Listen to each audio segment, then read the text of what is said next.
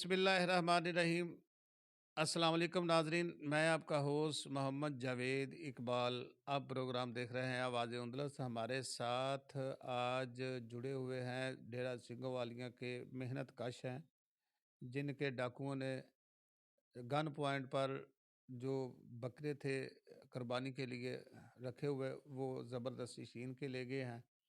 इनके साथ क्या पेश रफ्त हुई है, इस हवाले से पूछते हैं। इनके साथ पुलिस ने कोऑपरेट किया, नहीं किया? जो हमारे कैमरे लगे हुए हैं, सीसीटीवी कैमरे लगे हुए जो डाकुओं की रोकथाम के लिए, उनसे फुटेज निकाली गई है या नहीं निकाली गई? तफ्तीशी ने अब तक इनके साथ कितना तावन किया?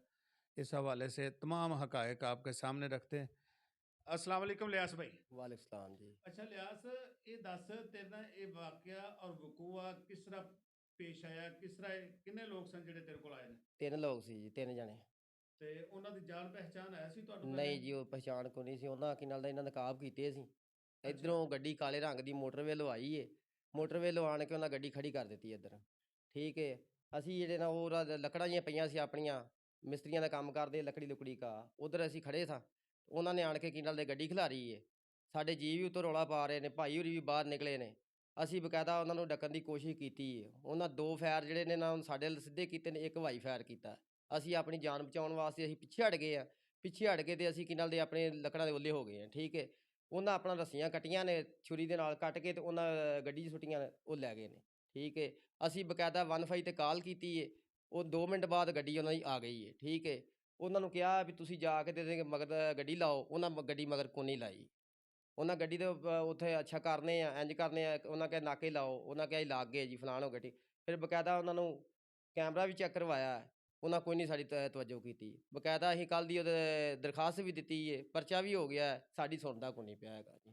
ਤੇ ਇਹ ਜਿਹੜਾ ਲੱਗੇ ਨੇ ਸੀਸੀਟੀਵੀ ਕੈਮਰੇ ਰੋਡ ਦੇ ਉੱਤੇ, ਇਹਨਾਂ ਤੋਂ ਉਹਨਾਂ ਫੁਟੇਜ ਕੋਈ ਨਿਕਾਲੀ ਹੈ? ਨਹੀਂ ਜੀ, ਹਾਲੇ ਕੋਈ ਨਹੀਂ ਨਿਕਾਲੀ। ਅਸੀਂ ਕੱਲ੍ਹ ਦੇ ਡਏ ਹਾਂ ਜੀ ਕਹਿਣ ਉਹਨਾਂ ਨੂੰ, ਹਾਲੇ ਸਾਡੀ ਤਾਂ ਕਰਨ ਫੋਟੋ ਕੋਈ ਨਹੀਂ ਨਿਕਾਲਦੇ ਪਏ ਹੈਗੇ। ਡਾਕੂਆਂ ਦੀ ਸ਼ਨਾਖਤ ਹਜੇ ਤੱਕ ਨਹੀਂ ਹੋ ਸਕਦੀ। ਨਹੀਂ ਜੀ। ਜਿਹੜੀ ਤੁਹਾਡਾ ਡਕੈਤੀ ਹੋਈ ਹੈ, ਥਾਣੇ ਵਾਲਿਆਂ ਨੇ ਹਜੇ ਤੱਕ ਕਿਸੇ ਕਿਸਮ ਦੀ ਕੋਈ ਕਾਰਵਾਈ ਨਹੀਂ ਜੀ, ਨਾ ਫੋਨ ਹੀ ਠਾ ਰਹੇ ਸਾਡਾ, ਤੇ ਨਾ ਹਾਲੇ ਤੱਕ ਕੋਈ ਕਾਰਵਾਈ ਕੀਤੀ ਉਹਨਾਂ ਸਾਡੀ। ਆਪਣਾ ਕਿੰਨੀ ਕੀਮਤ ਦੇ ਬੱਕਰੇ ਸਨ ਤੁਹਾਡੇ? ਕਮ ਸੇ ਕਮ 3 ਲੱਖ ਰੁਪਏ ਦੇ ਬੱਕਰੇ ਜੀ ਸਾਡੇ। ਇਹ ਕਾਹਦੇ ਵਾਸਤੇ ਸਨ? ਈਦ ਵਾਸਤੇ ਸਨ ਜਾਂ ਕੁਰਬਾਨੀ ਵਾਸਤੇ? ਨਹੀਂ ਜੀ, ਕੁਰਬਾਨੀ ਵਾਸਤੇ ਲਏ ਸੀ। ਮੈਂ ਬੱਚਿਆਂ ਵਾਸਤੇ ਮੈਂ ਕਿਹਾ ਚੱਲ ਥੋੜ੍ਹਾ ਥੋੜ੍ਹਾ ਕਰਕੇ ਤੈਨੂੰ ਕੋਈ ਕੁਰਬਾਨੀ ਦੇ ਦਾਂਗੇ। 1 ਮੇਰੇ ਪ੍ਰਾਹੁਣੇ ਦਾ ਬੱਕਰਾ ਸੀ ਆਪਣੇ ਦਾ, ਤੇ 3 ਮੇਰੇ ਆਪਣੇ ਸੀ। ਇਹ ਤੁਸੀਂ ਕੁਰਬਾਨੀ ਲਈ ਲੈ ਕੇ ਆਏ? ਹਾਂਜੀ, ਕੁਰਬਾਨੀ ਲੈ ਕੇ ਆਏ ਜੀ। ਤੇ ਕਿੰਨੇ ਬੱਕਰੇ ਸਨ? 4। 4 ਬੱਕਰੇ। ਹਾਂਜੀ। ਤੇ ਤੁਹਾਡੇ ਕੋਲ ਦੁਬਾਰਾ ਪੁਲਿਸ ਵਾਲੇ ਨਹੀਂ ਗਏ? ਨਹੀਂ ਜੀ, ਹਾਲੇ ਤੱਕ ਕੋਈ ਨਹੀਂ ਗਏ ਹੈਗੇ। ਤੇ ਹੁਣ ਤੁਸੀਂ ਕੀ ਕਹਿਣਾ ਚਾਹੁੰਦੇ ਹੋ? ਅਸੀਂ ਇਹ ਨਹੀਂ, ਸਾਡੇ ਕਾਰਵਾਈ ਪੂਰੀ ਹੋਵੇ, ਪੁਲਿਸ ਵਾਲੇ ਸਾਡੇ ਕੋਲ ਜਾਣ, ਸਾਡੀ ਪੂਰੀ ਪਰਵਰਿਸ਼ ਕਰਨ। ਅਸੀਂ ਮਾੜੇ ਬੰਦੇ ਆ, ਅਸੀਂ ਥੋੜ੍ਹੇ ਥੋੜ੍ਹੇ ਕਰਕੇ ਪੈਸੇ ਕਮਾਏ ਆ, ਅਸੀਂ ਲਏ ਆ, ਤੇ ਉਹਨਾਂ ਨੂੰ ਸਾਨੂੰ ਜਿਹੜਾ ਨਾ ਸਾਨੂੰ ਡਾਕੂ ਜਿਹੜੇ ਹੈਗੇ ਨੇ ਉਹਨਾਂ ਸਾਨੂੰ ਫੜ ਕੇ ਦੇਣ। जी एसएचओ साहब नवीद अशरफ साहब, आपने ये आवाज़ सुन ली होगी। ये एक मेहनत कश हैं। इन्होंने एक लकड़ियों का स्टॉल लगाया हुआ है। बड़ी मेहनत करने के बाद इन्होंने बकरे ख़रीदे, और किसी का भी बकरा इनके पास था। 4 बकरे थे जो आलल सुबह 6:09 पर ज़बरदस्ती गन पॉइंट पर डाकू छीन के ले गए हैं। अगर इन लोगों की सुनवाई नहीं होती तो ये लोग जाएं तो कहाँ जाएं? इस बात पर डीपीओ शेखुपुरा साहब भी ध्यान दें, आईजी साहब भी ध्यान दें। ये मेहनत कश लोग हैं, तो इनकी फरियाद सुनी जानी चाहिए। Thank you.